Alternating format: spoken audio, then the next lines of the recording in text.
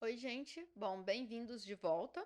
Vamos agora começar a falar então dos grupos animais que eu citei na aula passada. A gente vai falar dos cefalocordados e dos urocordados nessa aula, que são os grupos mais basais de cordados. Mais basais quer dizer que são os grupos que se separaram primeiro, né? Vamos dar início então com cefalocordata, que são os anfioxos, esse animalzinho bonitinho que a gente está vendo na figura aqui. Eles são, então, um subfilo dentro de Chordata, formado por animais bem pequenos, pisciformes, né? Pisci de peixes, forme de forma, então animais que têm forma parecida com a forma de peixe, e que divergiram dos demais cordados há bastante tempo atrás. Então, por isso que eles também são um grupo basal.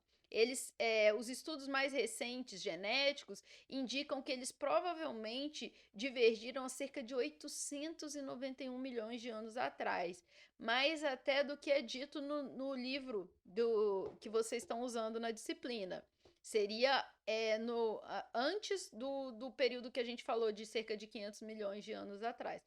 Mas, como eu disse, essas datações estão sendo estudadas, isso está avançando ainda, o conhecimento. Bom, vamos falar um pouco da caracterização desses animais, então. Como eu disse, são animais marinhos. Os adultos são filtradores, escavadores e sedentários. Sedentários, eles ficam parados. Em geral, eles ficam com a parte posterior do corpo enterrada na areia, no fundo do mar, e só a parte anterior para fora. São poucas espécies têm adultos livre-natantes, a maioria das espécies, os adultos são sésseis, né?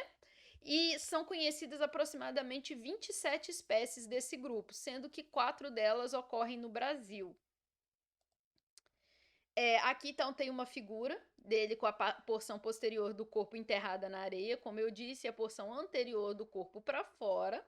Essa é a espécie mais bem conhecida, que é o Branchiostoma lanceolatum, que foi alvo de uma revisão taxonômica, conforme a gente falou das características taxonômicas na aula passada, né, que podem levar uma espécie a mudar de nome após uma revisão. Antigamente, ele era chamado de Amphioxus, escrito dessa forma aqui, que vem do grego amphi, ambos, oxi, pontiagudo, quer dizer que ele tem ambos os lados pontiagudos. A porção anterior e a porção posterior são pontiagudas. Eles medem cerca de 5 a 7 centímetros de comprimento, né? São animais bem pequenininhos. E aqui agora a gente vai dar uma olhada em algumas características desses animais. Então, aqui a gente tem a notocorda deles, representada em amarelo aqui. Ela se estende desde a região anterior do corpo até a região posterior, aqui no finalzinho da cauda. Em azul, aqui a gente tem a representação do tubo nervoso dorsal, que também se estende da região anterior até a região posterior do corpo. Eles não possuem um crânio verdadeiro, não possuem um encéfalo, né, nenhum prolongamento, enlargamento dessa região anterior do tubo nervoso dorsal.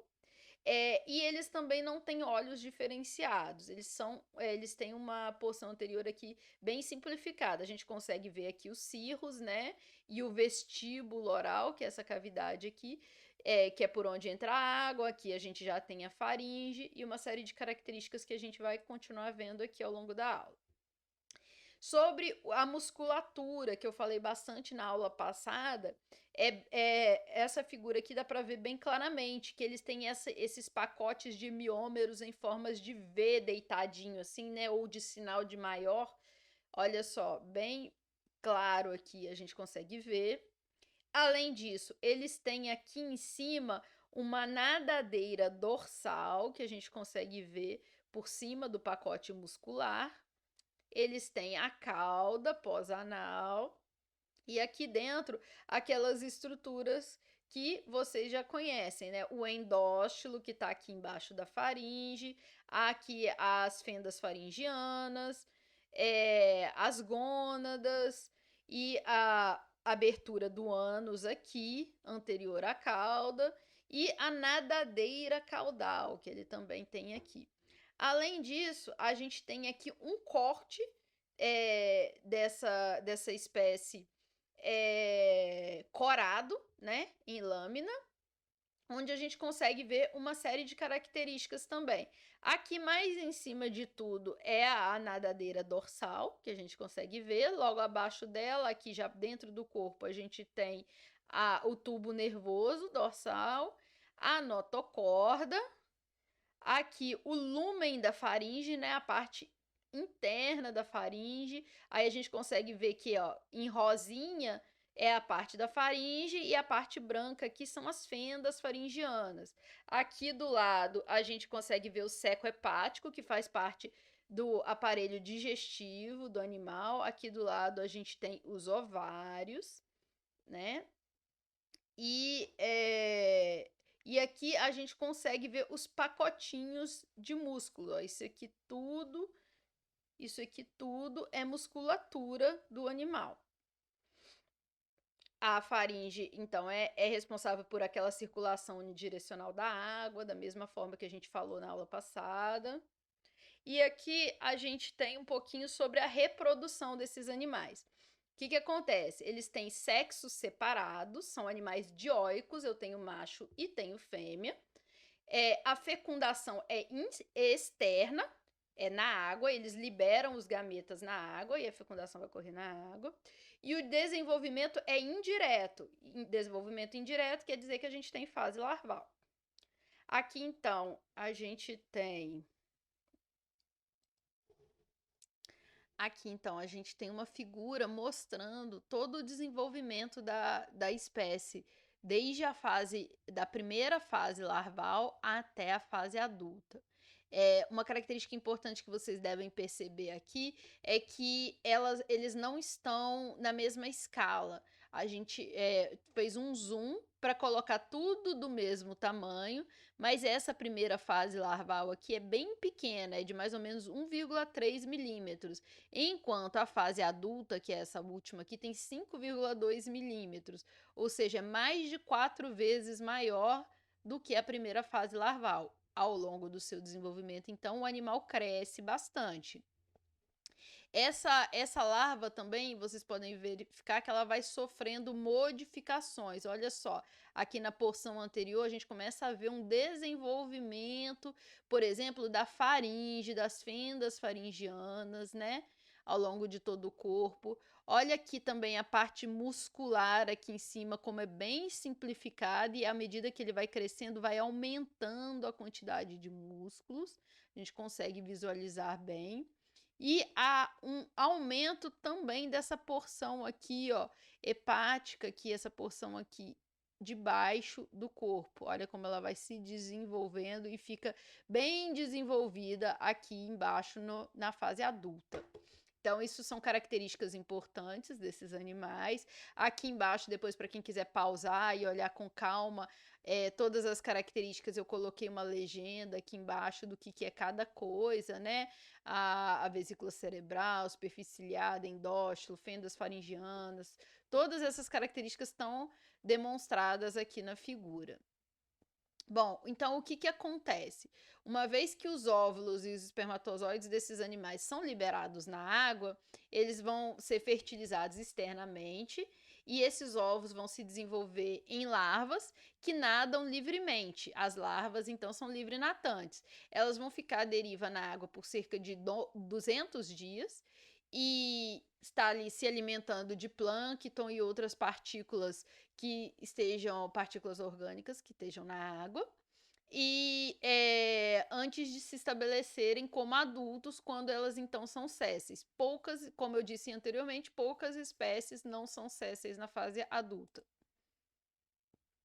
Aqui um pouquinho sobre o sistema circulatório, então.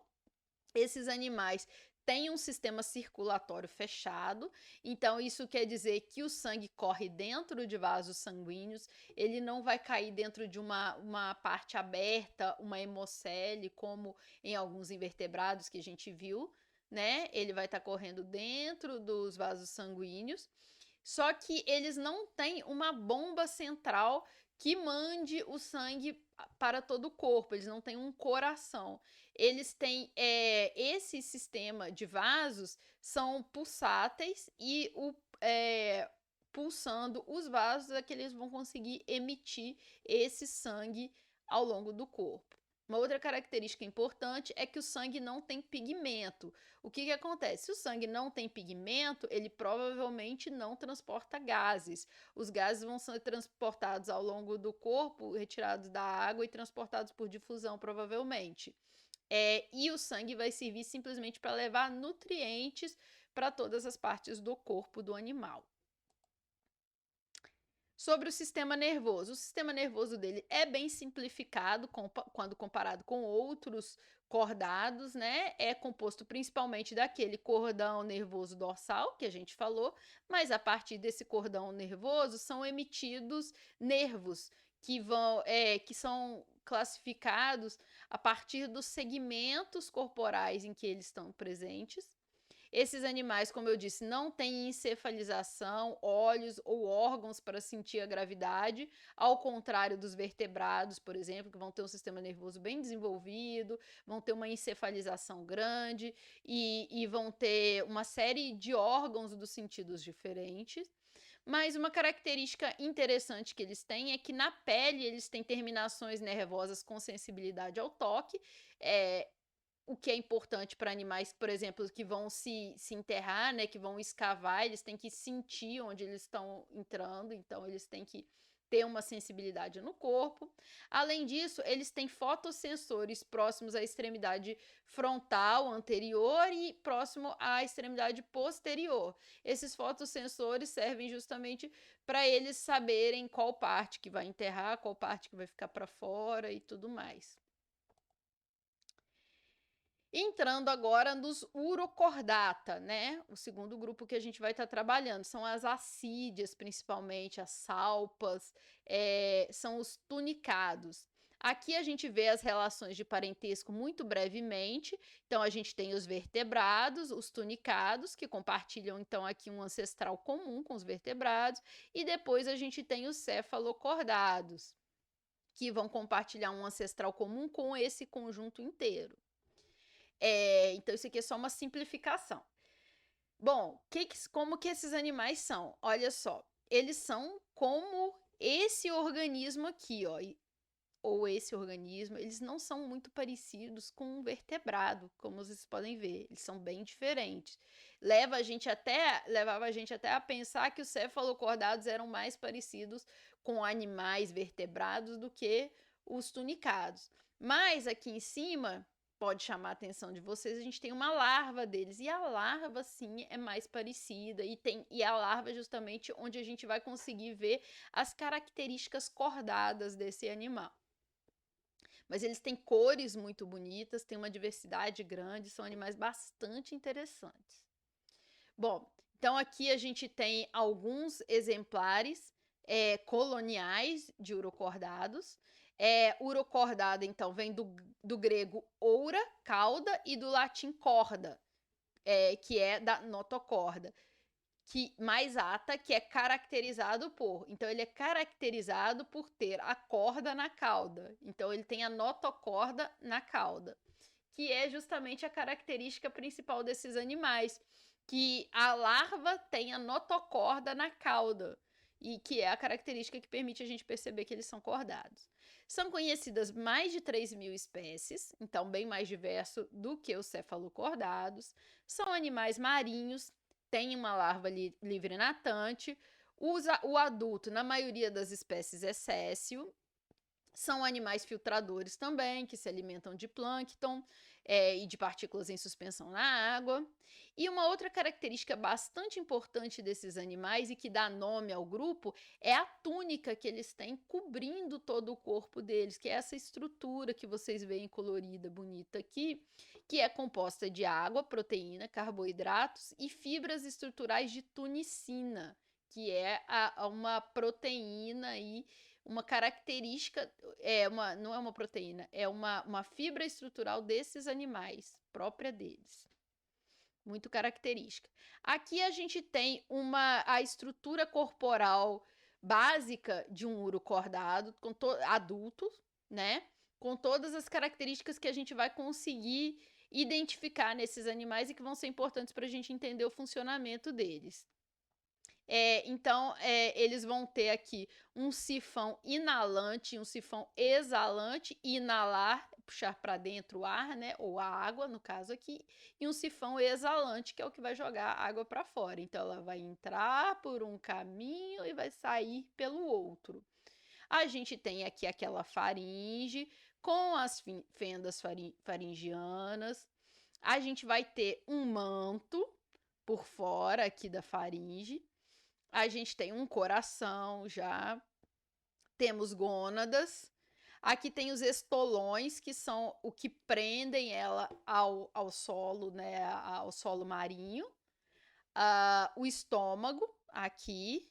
A túnica, que cobre todo o corpo. O intestino. O ânus, que vai liberar as fezes que vão sair pelo sifão exalante. E o átrio também, porque a água vai sair da faringe para o átrio e que vai liberar, então, pelo sifão exalante a água. Bom, e essas assídias, elas podem ser tanto coloniais, solitárias ou compostas. Nas formas colonial e solitária, cada indivíduo de assídia vai ter a sua própria túnica cobrindo o corpo. Já nas compostas, muitos indivíduos podem compartilhar uma mesma túnica. Essa túnica vai estar cobrindo vários indivíduos. As assídias solitárias são normalmente cilíndricas ou esféricas. Revestindo a túnica, a gente observa uma membrana interna, que é o manto, que eu chamei a atenção, que está presente aqui nela, ó. Dá para ver melhor aqui, certo? Ai, eu estava mostrando no lugar errado. Dá para ver melhor aqui. Bom, sobre o sistema circulatório desses animais. Eles têm um coração em forma de U, que eu chamei a atenção aqui. E o sistema circulatório deles já é mais bem desenvolvido. Tem o coração para bombear o sangue. O sangue é verde claro, mas sem pigmento respiratório ainda. Os gases são transportados na solução plasmática. E a cada 2 a 3 minutos, o coração para de bater e reinicia enviando o sangue na direção contrária. Então, o sangue não tem uma circulação unidirecional. Ele vai indo em uma direção durante um tempo, aí deu cerca de 2 ou 3 minutos, o coração para de bater e aí começa a bater de novo no sentido oposto. E aí vai mandar o sangue no sentido oposto. Isso vai garantir que aqueles órgãos que receberam sangue primeiro num período vão ser os últimos depois, e aqueles que eram os últimos, né, que recebiam com menos nutriente, vão ser os primeiros quando o sangue começar a bater na direção contrária. E aí todo mundo fica bem nutrido, né? Bom, sobre o sistema nervoso. O sistema nervoso central se forma dorsalmente, né? Cordado, tem aquele tubo nervoso dorsal, e tem 3 divisões. Ele tem uma vesícula sensorial, que está representada aqui pelas chaves, e aqui tem um zoom dessa vesícula sensorial. Tem o gânglio visceral, formando um cérebro rudimentar, e tem o cordão nervoso dorsal oco, que vai se estender até a cauda. A vesícula sensorial contém um equipamento de navegação que provavelmente está envolvido na orientação da larva durante a sua existência planctônica. Isso tudo é sobre a larva, tá, gente? Como eu disse, a notocorda só está presente na larva. Dentro da vesícula sensorial tem um ocelo e um ocelo que tá aqui, ó, dá para ver aqui, e que é sensível à luz, e um otólito que é sensível à gravidade, que é esse pretinho aqui. Isso aqui é um zoom do que tem dentro desse quadradinho aqui, ó, só para poder facilitar vocês a enxergarem. Isso tudo vai se ligar ao cordão nervoso dorsal. Então, esses órgãos auxiliam na navegação do animal, da larva, que é quem é livre natante. Sobre a reprodução, as assídias são hermafroditas, o indivíduo tem um testículo e um ovário, o mesmo indivíduo tem um testículo e um ovário. Os gametas são conduzidos por dutos para a cavidade atrial e daí para o meio externo. Então, aquela cavidade atrial, que é onde cai a água que sai das fendas faríngeas, da mesma forma, os gametas vão ser levados por esses dutos e vão ser liberados nessa cavidade atrial e com a expulsão da água vão ser expulsados também para o meio externo, onde vai ocorrer a fertilização. A larva, que é chamada de larva girinoide, em alguns lugares vai ser chamada de girino mesmo, ela não se alimenta durante os seus poucos dias de vida. Isso para algumas espécies, tá, gente? Tem espécies que a larva se alimenta e tem espécies que não se alimentam. Ela não vai se alimentar durante esses poucos dias de vida até ela se fixar, onde ela vai viver como adulto céssio. Então, aqui, ó, a gente tem um exemplo de uma larva. Então, você consegue ver a notocorda aqui ao longo da cauda, bem desenvolvida, o tubo nervoso dorsal aqui em cima, né, a cauda pós-anal, a faringe. Então, todas aquelas estruturas que a gente espera encontrar num cordado estão presentes aqui na larva. Aí essa larva vai então vai se fixar e vai começar a sofrer a metamorfose. Tem a metamorfose inicial e a metamorfose tardia até chegar na fase adulta. Você pode reparar que aqui, ao longo da metamorfose, a coisa que começa a acontecer primeiro é a notocorda começa a se diminuir. Olha como ela vai ficando pequenininha até desaparecer. E o tubo nervoso dorsal também vai diminuindo de tamanho até desaparecer completamente. Além disso, alguns órgãos começam a se desenvolver mais. E olha, a faringe fica bem desenvolvida, bem grandona, que é o que vai permitir, então, aqui, ó, no sifão inalante, entrar água, passar na faringe, a água sai pelas fendas faríngeas e vai sair pelo sifão exalante. E aquilo que fica preso no muco aqui vai descer para o aparelho digestivo, ser digerido, liberado pelo ânus e sair no sifão exalante, certo? Vamos lá, então. Bom, sobre a taxonomia, então, quais grupos a gente tem dentro de Urocordata? A gente tem 3 classes principais, que são três classes principais, não, são 3 classes. A Sidiácea, Taliácea e a Pediculária. A gente vai ver um pouquinho sobre cada uma dessas classes agora. A classe Acidiácea é a que tem os adultos sésseis, são comuns no mundo todo, variam de 1 milímetro a 18 centímetros, então tem uma variação grande de tamanho. A túnica que cobre o corpo delas geralmente é espessa e pode ser gelatinosa ou resistente. Muitas são coloniais e os indivíduos são chamados de zooides. Então, aqui, ó, a gente tem uma colônia. Cada indivíduozinho que compõe essa colônia é chamado de um zooide. Quem viu Invertebrados comigo era o mesmo nome que a gente chamava os componentes da colônia de Lophophoridae, por exemplo. Esses zooides são unidos e em famílias mais especializadas, eles apresentam uma túnica compartilhada. Vários zooides são cobertos por uma mesma túnica e podem até ter uma cavidade atrial em comum. Então, a água que é liberada de cada indivíduo, a que sai da faringe de cada indivíduo, vai cair dentro de um mesmo átrio e vai ser liberada por um mesmo sifão exalante. O sifão inalante é um só, cada um tem o seu, né?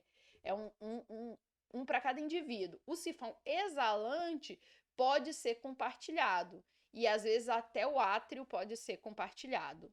O inalante é importante ser um só porque é o que vai capturar o alimento, né, que o animal precisa para sobreviver. Então, aquela é a primeira classe que a gente viu. Eles são bastante diversos, tem um monte de cores diferentes, de tamanhos diferentes, são muito bonitos e estão distribuídos no mundo inteiro. Aqui é a classe Taliácea, que é bastante interessante. Eles têm luminescência, né? Essa cor que brilha, né? Luminosa. Em geral, são livre-natantes e eles se movimentam por propulsão por jato de água. Então, aquela água que é liberada no sifão exalante, ela é liberada com pressão e serve como um jato para a natação desses animais, né, para o movimento desses animais na corrente de água marinha.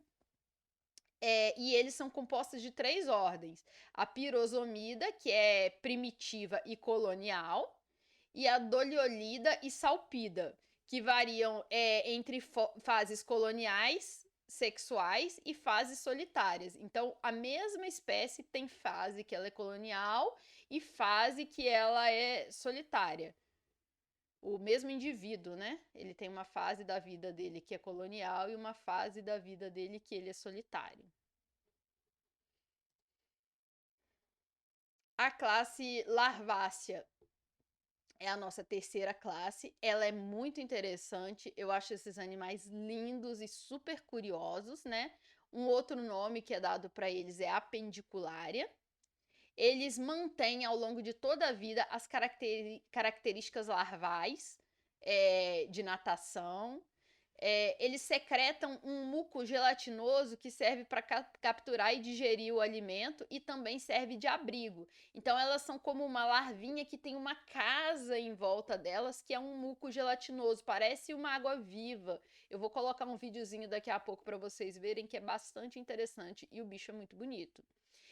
A água, então, ela entra por filtros na parede da capa dessa casa de muco que ele tem e é bombardeada pelo batimento da cauda e vai sair por um orifício, gerando uma força propulsora que vai permitir que esse animal se movimente, então, na água. Elas não têm túnica, justamente porque elas têm essa capa de muco, né?